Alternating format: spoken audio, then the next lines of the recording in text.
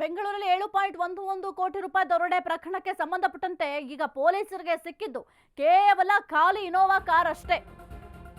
ಈ ಒಂದು ಪ್ರಕರಣಕ್ಕೆ ಸಂಬಂಧಪಟ್ಟಂತೆ ಏನ್ ದರೋಡೆ ಆಗಿತ್ತಲ್ಲ ಬೆಂಗಳೂರಲ್ಲಿ, ಆ ಒಂದು ಪ್ರಕರಣಕ್ಕೆ ಸಂಬಂಧಪಟ್ಟಂತೆ ಪೊಲೀಸರಿಗೆ ಸಿಕ್ಕಿದ್ದು ಕೇವಲ ಖಾಲಿ ಇನೋವಾ ಕಾರು. ಅದನ್ನು ಬೇರೆ ಏನೂ ಸಿಕ್ಕಿಲ್ಲ. ಆಂಧ್ರದ ಗುಡಿಪಾಲ ಅನ್ನೋ ಗ್ರಾಮದಲ್ಲಿ ಕಾರ್ ಪತ್ತೆಯಾಗಿದೆ. ಚಿತ್ತೂರು ಪೊಲೀಸರ ಸಮ್ಮುಖದಲ್ಲಿ ಕಾರ್ ಸೀಸ್ ಆಗಿದೆ. ಗುಡಿಪಾಲದಲ್ಲಿ ಕಾರನ್ನ ನಿಲ್ಲಿಸಿ ದುಷ್ಕರ್ಮಿಗಳು ಎಸ್ಕೇಪ್ ಆಗಿದ್ದಾರೆ. ಬೆಲ್ಲೂರು ಮಾರ್ಗವಾಗಿ ಆರೋಪಿಗಳು ಎಸ್ಕೇಪ್ ಆಗಿರುವ ಸಾಧ್ಯತೆ ಕೂಡ ಇದೆ. ಗುಡಿಪಾಲ ಸುತ್ತಮುತ್ತಲ ಗ್ರಾಮದ ಜನರಿಂದ ಮಾಹಿತಿ ಕಲೆ ಹಾಕ್ತಿದ್ದಾರೆ. ಕಾರ್ ಯಾವಾಗ ಬಂತು, ಯಾರಾದ್ರೂ ನೋಡಿದ್ರ, ಅದರಲ್ಲಿ ಎಷ್ಟು ಜನ ಇದ್ರು, ಅದೆಲ್ಲದರ ಬಗ್ಗೆ ಕೂಡ ಮಾಹಿತಿಯನ್ನ ಕಲೆ ಹಾಕ್ತಾ ಇದ್ದಾರೆ. ದರೋಡೆ ನಡೆದ ದಿನ ಇನೋವಾ ಕಾರ್ ಬಿಟ್ಟು ಪರಾರಿಯಾಗಿದ್ರು. ಯುಪಿ ರಿಜಿಸ್ಟ್ರೇಷನ್ ನಕಲಿ ನಂಬರ್ ಪ್ಲೇಟ್ ಹಾಕಿ ಎಸ್ಕೇಪ್ ಆಗಿದ್ರು. ಇನ್ನು ಈ ಒಂದು ದರೋಡೆ ಪ್ರಕರಣಕ್ಕೆ ಸಂಬಂಧಪಟ್ಟಂತೆ ಸದ್ಯಕ್ಕೆ ಒಂದು ಕಾರ್ ಇದೆ. ಆ ಕಾರ್ನ ಸೀಸ್ ಕೂಡ ಮಾಡಲಾಗಿದೆ. ಪೊಲೀಸರಿಗೆ ಕೇವಲ ಇನೋವಾ ಕಾರ್ ಬಿಟ್ಟು ಬೇರೆ ಏನೂ ಕೂಡ ಸಿಗ್ತಾ ಇಲ್ಲ. ಈ ಒಂದು ಪ್ರಕರಣಕ್ಕೆ ಸಂಬಂಧಪಟ್ಟಂತೆ ಈಗ ಆಲ್ರೆಡಿ 20 ಜನರ ವಿಚಾರಣೆಯನ್ನ ಮಾಡಿದ್ದಾರೆ.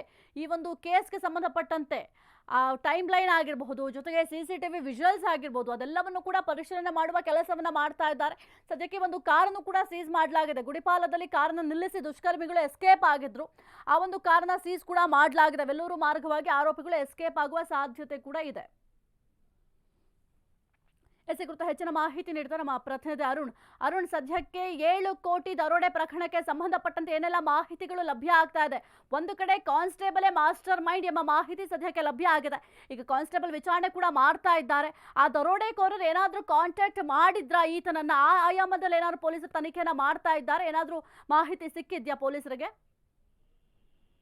ಸಾಹಿತ್ಯ ಏನಂದ್ರೆ ದರೋಡೆ ಪ್ರಕರಣಕ್ಕೆ ಸಂಬಂಧಪಟ್ಟಂತೆ ಈಗಾಗಲೇ ಪೊಲೀಸರು ಸಹ ತನಿಖೆಯನ್ನ ಚುರುಕನ್ನ ಮಾಡಿರುವಂತದ್ದು. ಯಾಕಂದ್ರೆ ಮೊನ್ನೆ ನಡೆದಂತ ಘಟನೆ ಈಗಾಗಲೇ 48 ಗಂಟೆಗಳು ಆಗಿರುವಂತದ್ದು. ಅದೇ ಆರೋಪಿಗಳಿಗೆ ಕೇವಲ ಏನು ಆ ಕಾರುಗಳು ಏನು ಆರೋಪಿಗಳು ಬಿಟ್ಟಿರುವಂತ ಕಾರುಗಳು ಮಾತ್ರ ಸಿಗ್ತಾ ಇದೆ. ಮತ್ತೆ ಇಬ್ರು ಸಸ್ಪೆಕ್ಟ್ ಇರುವಂತಹ ಆರೋಪಿಗಳು ಮಾತ್ರ ಸಿಗ್ತಾ ಇದ್ದಾರೆ. ಆದ್ರೆ ಇನ್ನು ಪ್ರಮುಖ ಆರೋಪಿಗಳು ಯಾರು ಸಹ ಒಂದು ಬಲೆಗೆ ಬೀಳ್ತಾ ಇಲ್ಲ. ಮತ್ತೆ ಪೊಲೀಸರು ಸಹ ಹುಡುಕಾಟವನ್ನ ಮಾಡ್ತಾ ಇದ್ದಾರೆ. ಆಂಧ್ರದ ಮತ್ತೆ ತಮಿಳುನಾಡು ಸಂಪರ್ಕ ಮಾಡುವಂತ ಗುಡಿಯಾಲ ಏನು ಅಂತ ಏನ್ ಬರುತ್ತೆ, ಸೊ ಆ ಒಂದು ಅಲ್ಲಿ ಈಗ ಏನು ಅವರ ಕಾರನ್ನ ಪತ್ತೆ ಮಾಡಿ ಪೊಲೀಸರು ಕೊಂಡಿರುವಂತದ್ದು. ಪ್ರಮುಖವಾಗಿ ಏನಂದ್ರೆ ಆಂಧ್ರದ ಗುಡಿಪಾಲ ಅನ್ನೋ ಗ್ರಾಮ ಏನ್ ಬರುತ್ತೆ, ಸೊ ಅದು ತಮಿಳುನಾಡು ಮತ್ತೆ ಆಂಧ್ರ ಬಾರ್ಡರ್ ಮತ್ತೆ ಕರ್ನಾಟಕ ಬಾರ್ಡರ್, ಸೊ ಈ 3 ರಾಜ್ಯಗಳು ಸೇರುವಂತಹ ಬಾರ್ಡರ್ ಏನಿದೆ, ಸೊ ಅಲ್ಲಿ ಬಿಟ್ಟು ಹೋಗಿರುವಂತದ್ದು.